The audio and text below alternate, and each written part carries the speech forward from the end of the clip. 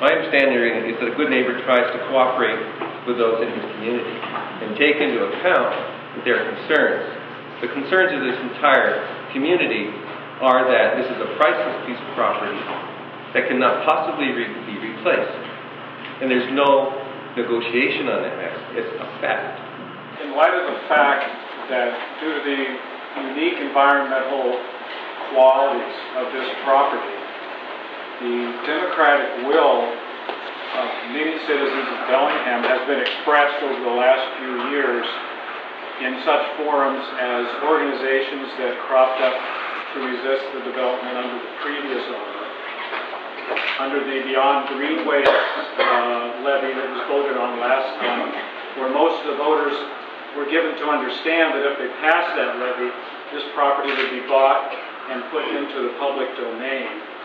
And at virtually every neighborhood association meeting where a poll was taken in the 5 South Bellingham neighborhoods, up in the 90% of those people attending who are active in the neighborhoods do not want this project to occur at all.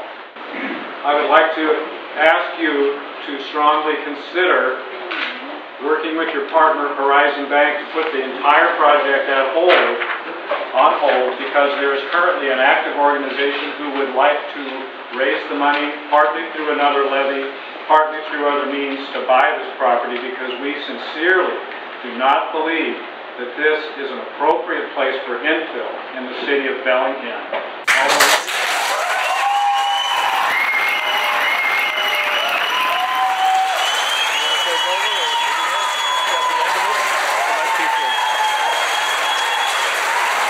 Are there any more questions?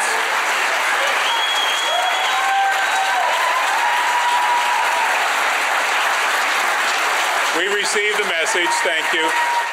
If the city of Bellingham citizenry, acting through its city government, decided it wanted to purchase this property, that it has means to do so. Public ownership? Preservation of the property? Many people feel this land is too precious to lose to development, and it has intrinsic values on its own for our community. Just what is so special about this land? We decided to explore the true values of this forest. So the character and the environment continues to change, mostly dictated by what man has done with it. We have here beside us the marsh connected to this property that is probably the largest single entity environment that's been uninfluenced to any degree by man yet. And that's what we're looking at today, and what I would certainly like to see, and my agency would like to see, preserved.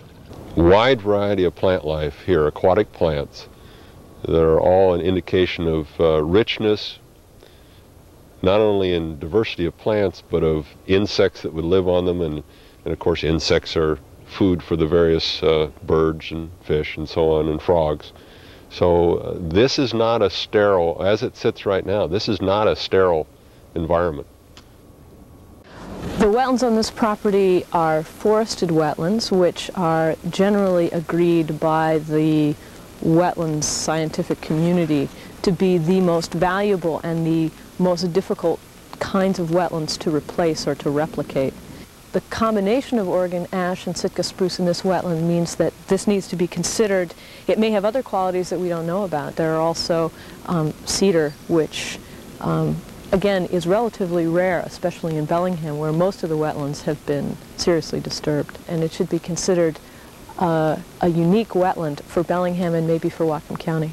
Wetlands and the riparian forest adjacent to them are the most productive habitat that we have per unit area. There's at least 359 different species of animals alone that are found in western Washington riparian and wetland area. We do know that there are species here that are species of concern or that have protected status, and those would include the pileated woodpecker, which is our largest woodpecker. The adjacency to water and the nice protection that this area offers, it's probably a deer fawning area. And that's typically where they fawn, is right adjacent to wetlands, to water. Another reason why the deer are here is because we've got a lot of diversity in forest stand here. There's openings. You can see they can get in the sunlight, and you can get different kinds of plants to feed on, and they get back in, stand like that, and they've got protection from the wind and the rain. So combination of factors make this really desirable. A federal species of concern is the red-legged frog. It, like many frogs, requires both wetland or aquatic and terrestrial habitats. It breeds in the aquatic habitats, and then it spends most of its life in the terrestrial habitats. Obviously, if you impact the wetland, if you develop the wetland, if you degrade it with contaminant runoff and all that sort of thing, then you'll obviously lose the breeding sites. But if you were to somehow manage to protect a wetland from those contaminants and develop the surrounding forest, you're also going to lose the frog because you won't have the terrestrial habitats that it needs. Even if you have terrestrial habitat in other parks nearby, it won't be able to use this wetland because it won't be able to get past the roads and other development. We've got red fox that migrate from this area here, across Chuckanut Drive. People have seen them. I've been in wildlife management and through the woods in 30-some years. And in all that time, it's the only area I've ever seen the red fox. Constantly keep in mind that no environment, marsh, wetland, or anything is an entity unto itself. It does affect the lands and the waterways and the wildlife and everything for miles and miles below it. And that's what we need to look at, because this connects to Chuckanut Bay.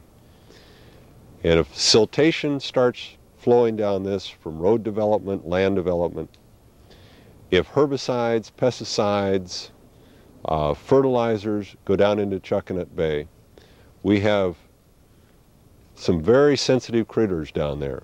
And they would all be influenced by the quality of the water that comes from this marsh, comes from this development if it occurs.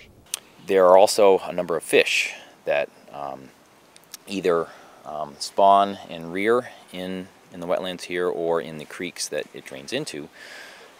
Those include the cutthroat and steelhead trout and coho, chum, and Chinook salmon. This area right here, right where the feeder stream, the main feeder stream, crosses underneath the interurban trail. 1 week ago, I was able to see a female sea-run cutthroat that was finishing digging a nest there. When you start talking about an ecosystem and interrelationship, realize that one of nature's creatures, a sea-run cutthroat, has passed all the way from the saltwater, Chuckanut Bay, up through a stream system, through this big marsh, and its interrelated little waterways, and come up to the head end of the marsh and spawned. The importance of that one animal, I think, is underestimated a lot. The sea-run cutthroat is an extremely sensitive indicator species to indicate the health of an environment. The fact that it's here now indicates this is an extremely healthy environment, one worth saving.